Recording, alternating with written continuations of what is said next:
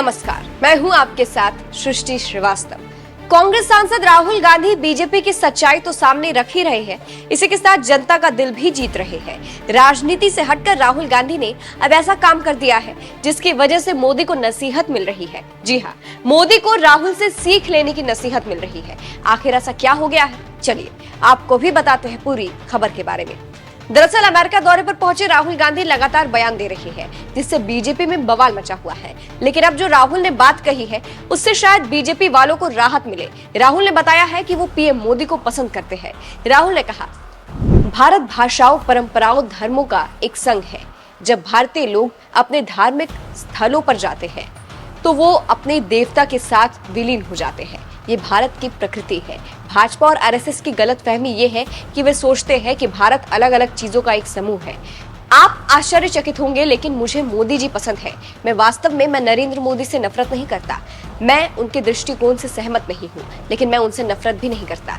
कई मौकों पर मैं उनके साथ सहानुभूति रखता हूँ।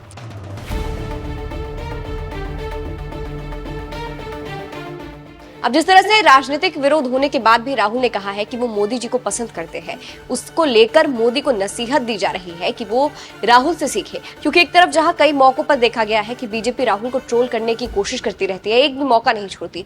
पीएम मोदी तो इशारों में बालक बुद्धि जैसे शब्दों का इस्तेमाल भी कर चुके हैं। लेकिन दूसरी तरफ राहुल है जो इतना सब कुछ होने के बाद भी कह रहे हैं कि वो मोदी को पसंद करते हैं। राहुल के इस बयान पर उनकी खूब तारीफ हो रही है। राहुल ने एक बार फिर दिल जीत लिया है। हालांकि राहुल ने बीजेपी की पोल भी अच्छे से खोली। अमेरिका में अभी हाल ही में राहुल ने मोदी पर और बीजेपी पर कई आरोप लगाए। राहुल का एक बयान सामने आया जिसमें उन्होंने कहा कि मोदी जी ने डर फैलाया, लेकिन चुनाव के बाद लोगों के बीच से वो डर खत्म हो गया। आपको अंत में राहुल के इसी बयान के साथ छोड़े जा रहे हैं। इस खबर पर आपकी क्या राय है, कमेंट करके जरूर बताइएगा। नमस्कार। I don't know if you've noticed that something has definitely changed after the election results. You know, people come sometimes while I'm in Delhi. People will. I'm driving in the car. Sometimes they'll make me open the window, and they'll say, "डर निकल गया, डर नहीं लगता अब डर नहीं लगता, डर गायब हो गया." तो It's interesting to me that BJP ने कितना, मोदी जी ने कितना डर फैलाया। एजेंसीज का दबाव, मीडिया का दबाव, इनकम टैक्स डिपार्टमेंट, छोटे बिजनेसेस पे, मीडियम साइज बिजनेसेस पे, और एक सेकंड में सब गायब हो गया। अजीब सी बात है। मतलब सालों लगे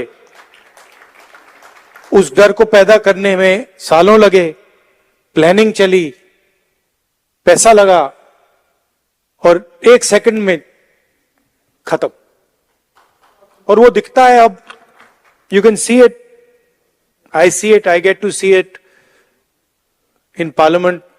आई see the prime minister right up front, and I can tell you that the idea of Mr. Modi, 56-inch chest, direct connection with God, that's all gone. It's history now.